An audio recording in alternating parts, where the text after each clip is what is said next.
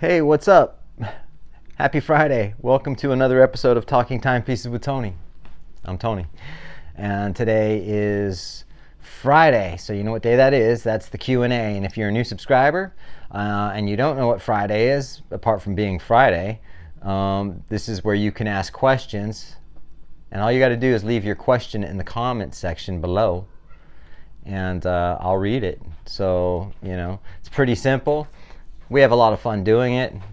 Just remember, leave the question in the comment.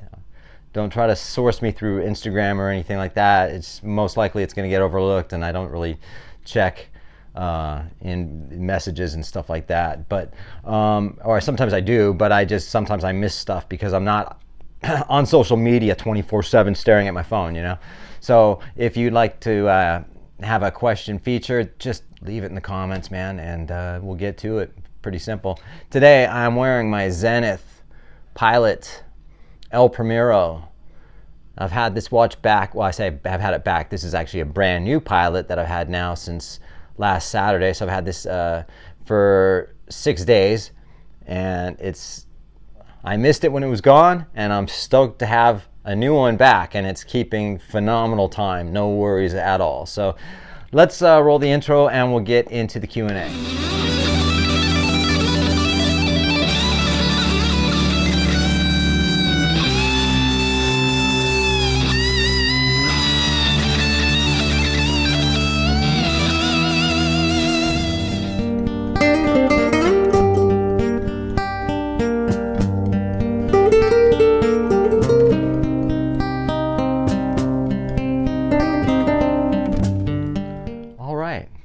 Okay, cool. So the first question comes from Mike Lewis 2456. Tony, I have a question for you. This week was watching video with producer Michael. He was at Happy Jewelers where he was selling his watches. He was boasting he had 2 Rolex Celebration dials, plus said he had all the different colored OPs, purchased both from Rolex ADs supposedly. Well, he sold one Celebration dial for $16K. He seems to get access and ends up flipping them. Don't you believe those particular ADs should lose their agreement with Rolex? There are many people who would love opportunity to buy these watches for personal enjoyment, not to flip them. That's a good question. I wouldn't call him a flipper, I mean, I think he just randomly sold some watches, you know what I mean? I mean, he doesn't go to ADs specifically to buy a watch to flip, and he got the Celebration dials. Those are OPs, man. Rolex doesn't really care about those. Rolex, that's small potatoes, whether it's a Celebration dial, a turquoise Tiffany, a green, a blue, a silver dial. Those aren't the watches Rolex care about as far as if something's getting flipped or whatever. It's the Daytonas and the GMTs, the sport models, you know what I mean? The day dates, that's where their concern would be. And I wouldn't imagine Rolex would lose the ADs would lose their distributorship through Rolex over something like an Oyster Perpetual, man. But what could happen is the ADs could have seen that and said, hey, man, we're not going to give him any more watches, So that's a possibility. However, if it were Patek Philippe, it would be a different story, most likely. Patek Philippe, Thierry Stern, he's the CEO, president of Patek Philippe, is extremely strict. He's really that's a whole different level of don't sell our freaking watches, you know what I'm saying? So I don't think they should lose their distributorship over an OP. But I agree with you too. There's other people that want these watches. Mike, when you're especially in Los Angeles, and people, they make a lot of money. A lot of people aren't really in touch with reality, man. They don't even think about things like that. Well, I better have 2 of them. You know what I mean? It's like they just don't think about the average common person who really wants one of these watches. You know what I mean? But at the same time, it's just what it is. And unfortunately, someone like producer Michael probably has, he's probably a VIP client, you know what I mean? So he'll get whatever he wants. So for the most part, anyway. Thanks for your question, dude. Next one comes from, is it at Izzy_Allen, L-I, Allenly or Allenly? I don't know, man. Top one right there. Cats, stop it. Okay. Diver or Diver or pilot watch? Which one do you prefer? I have got the Defy Skyline Skeleton. Awesome watch, dude. That also has the 3610, or is it the 3620 El Primero movement in it. It's the same exact movement. Let's see, I got the Defy Skeleton, and one of the watch will be my next one. So it's whether it's a diver or a pilot. It's just up to you, man. Are you going to go flying? Are you going to go to the beach? You're going to go diving? You want legibility? You know, do you want legibility? Well, you can go swimming. This has 100 meters, you know, so, or do you want a 200-meter diver? If you want a diver, then you checked out probably the Defy Extreme Diver. That's a pretty sick watch. 42 millimeters, 42.5 millimeters. Pretty sick watch. If you're going to go pilot, here's pilot, you know, or IWC, depending on what you want, man. But you'll figure it out, and I wish you the best. Thanks for your question, dude. This comes from Tenarg, or Narg the Clown. And you obviously a clown because I see your picture here with the big nose, or that whatever. Anyway, hey Tony, great video. Thank you. How many tattoos do you have? And if you don't mind me asking, and were they all done in the United States? How many tattoos do I have? I don't know. In fact, I have more tattoos than I actually have, because I've been tattooed more than once in the same spot. Like I've added on to something, or I've, you know, whatever it is, you know what I mean? And so I just usually say I have 3. I have this arm, and my chest, and that's it. Yeah, the rest of them, I just, you know, I don't know. I don't count. I haven't gotten a tattoo since the last tattoo I even got was in 2007. So it's been a long time. And the first tattoo I got was when I was 15 years old. So that was a long time ago. In fact, the first time I got tattooed, the only people who really had tattoos were either sailors, bikers, and some musicians. And back in those days, if you could walk down the street and just have a tattoo, and people would cross the street because they thought you were just bad news, you know what I mean? So I haven't counted. I know not all of them were done in the United States. I got a couple in England. Yeah, I think it's United States and England, I believe. But thanks for your question, dude. This comes from Metagirl. I have music questions for you. I read that a record contract was awarded to an AI, artificial intelligence, GE stated program, or something to that effect. Do you think AI will replace musicians? If you were getting into the music business today, would AI concern you as far as competition for the record contracts, etc.? I read that a record contract was awarded to an AI stated program. I wouldn't call that awarded. You know what I mean? That record contract was given to an actual living individual who's going to press a button to make fucking music that doesn't really exist. You know what I mean? No, it's soulless, okay? For one, I wouldn't think of it as anything in competition, because there's no soul to it. It's not a real musician. What are you listening to? You're listening to just programmed music. And programmed music now has been around for a long time. Not so much the vocal aspect of it, but then you had like things like auto-tune, where you could make a fucking cat sound like Mariah Carey. You know what I mean? So it's the evolution of what's happening in the music business, and unfortunately the technology is becoming more important than the actual art. So if you look back into the 30s, 1930s and 40s and whatever, where people were in big bands, and you could make a living as a trumpet player or a clarinet player or a flautist, you know, and that's what their job was. And then all that went sort of by the wayside. Then rock and roll comes in, and you know, then all of a sudden you got DJs that are more famous and for like spinning records, like a DJ. It's like, dude, all you're doing is pressing a button, you know. But then the record industry is now allowing also, anyone can go out and buy Pro Tools, a recording software, and a computer, and make a bunch of fucking music that'll sound good without any effort, or not too much effort, and zero talent. You know what I mean? So if you're good at programming in computers and things like that, you'd be good at just doing AI music. It doesn't bother me. Oh, I say it doesn't bother me. I mean, it's just where it's going. And two, will it replace musicians? Who knows? I mean, it seems like everything is going in that direction anyway, man. And if I was getting in the music business today, I wouldn't get into the music industry today. No way. Anyway, I hope that answers your questions. Thanks. Let's see. Oh yeah, there was a couple more from Metagirl.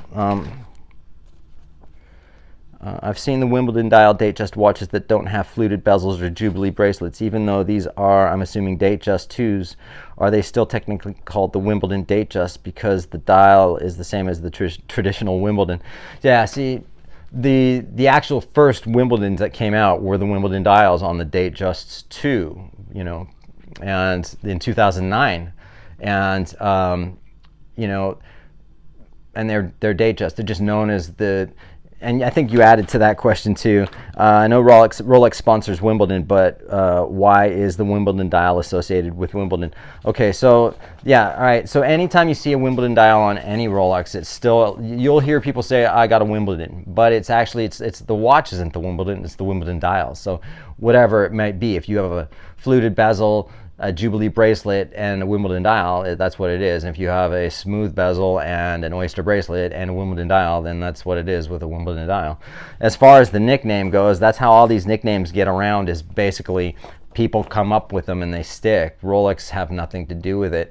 You know, you'll hear someone online say, "This is the Sprite," and then "This is this," and then one of them sticks, and then all of a sudden it becomes like the household for, you know, everyone knows the Batman, the Batgirl, the Pepsi, the Sprite, the you know, all that stuff. So, yeah, there's nothing more to it than that, I don't think, anyway.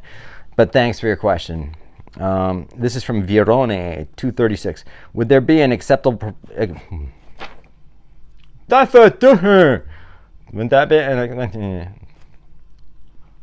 Would there be an acceptable price for the Cartier with a Sellita movement? 9,000 is outrageous for an Oris caliber movement. Well, it's a Sellita caliber movement, but it's the Sellitas are in a lot of watches, and I stated this before. I don't have anything against Sellita movements, but what I don't like is the fact that you're charging $9,100 to put it in a Cartier Santos dual time. And granted, all the comments I got about that, yeah, well, the general population doesn't care about that. You're right, absolutely, they don't. You know, most people that buy that watch aren't going to have a clue about it. You know what I mean? But us people that are into watches do. And it's just, you know, it's just the way it is. If they came out with that watch and they put it below what the Santos is at 7,750 or whatever it is, or 7,050 for the medium, I believe, and they lowered it below that with a complication on it, it still wouldn't work. It still wouldn't be right. It can't be a lower price with a Sellita movement. It's essentially they need to replace the movement with an in-house caliber or a caliber from the Richemont group. I think that's the easiest, or the most, I say the easiest solution, but it's a better solution than putting a Sellita in it, I think. Anyway, thank you. Benzo with Lorenzo. Are you asking for a GMT Sprite? You wear a lot of watches on your right wrist. Just wondering your thoughts about the lefty watch. I had a GMT Sprite, dude, for about a day. I got it for someone else. I had it, and I did try it on, and in fact I did a review on it, I don't know when it was, several months ago. No, I've got no interest in that watch. Just because I'm a left-handed person or I wear my watch on my right hand doesn't mean I'm going to wear a left-handed watch, so to speak. I've been wearing right-handed watches, or just regular watches is what I call them, my whole life. So having the crown on the other side is not necessarily pleasing to me when it digs into your wrist. In fact, I have an IFO left hook, a U-boat watch with the crown, and it's a massive crown that's on the left side, and it digs into my wrist. I don't like it. I mean, but the GMT is nice, the Sprite is nice. It's just, if it was in the regular configuration, I would have probably got one of those because I prefer green to blue, but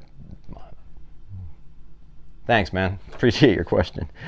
Douglas Kruger, 357, Zodiac watch question. Are you still enjoying your watermelon, and would you still recommend purchasing it? My Zodiac watermelon. Yeah, man, I wore it last night. I love that watch. I think, of course, I would recommend it. It's so underrated. It's absolutely boggles my mind, you know. But the thing is, at the price point, you know, at like $1,800 or $1,795, you got a oh my gosh, M1-11 RG1-11 movement. I can't think of the movement right now, but it's an in-house movement. And it's a chronometer, so it's certified, COSC certified. It keeps perfect timing. It's 200 meters water resistance. It's ceramic, and it's a fun color.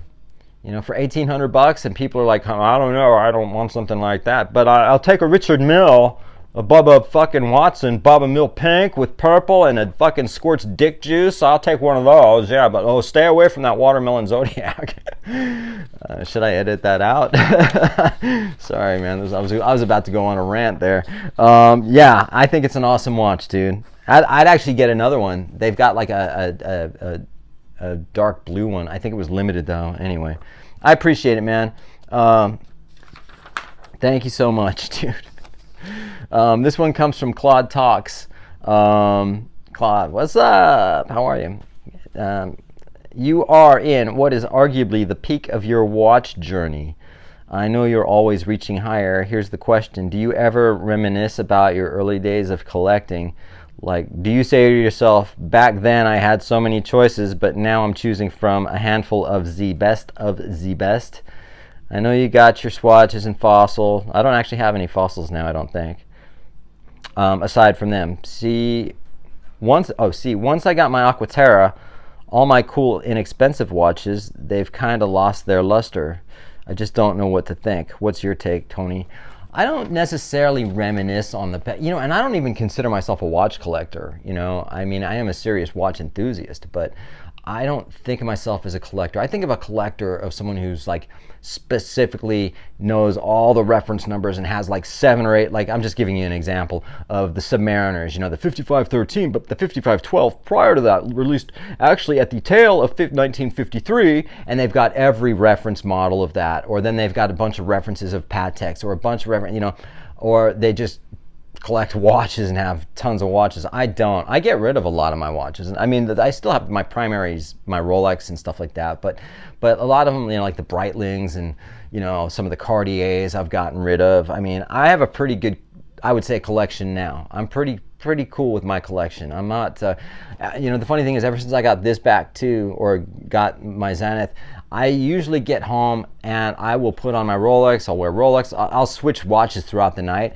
But for some reason, I haven't taken this off, and I've almost got no interest in wearing any of my Rolex or anything else. I did wear, like I say, I wore my Zodiac last night for about half an hour, but so I look back at a time when I was younger, and when I was, obviously when I was younger, I didn't really have any money. If I was able to buy, I'd buy a Porsche with no money in the bank, you know what I mean? It would clean me out every penny I had. Don't worry, I'll make more, you know what I mean? I was that kind of, live in a big house that I can't afford, and one time I'll buy a Rolex, but then I can't afford anything else, so I'll buy a fossil, you know what I mean? Oh, Rolex got stolen, shit, now I got to go out and get a Guess watch, you know what I mean? That kind of shit.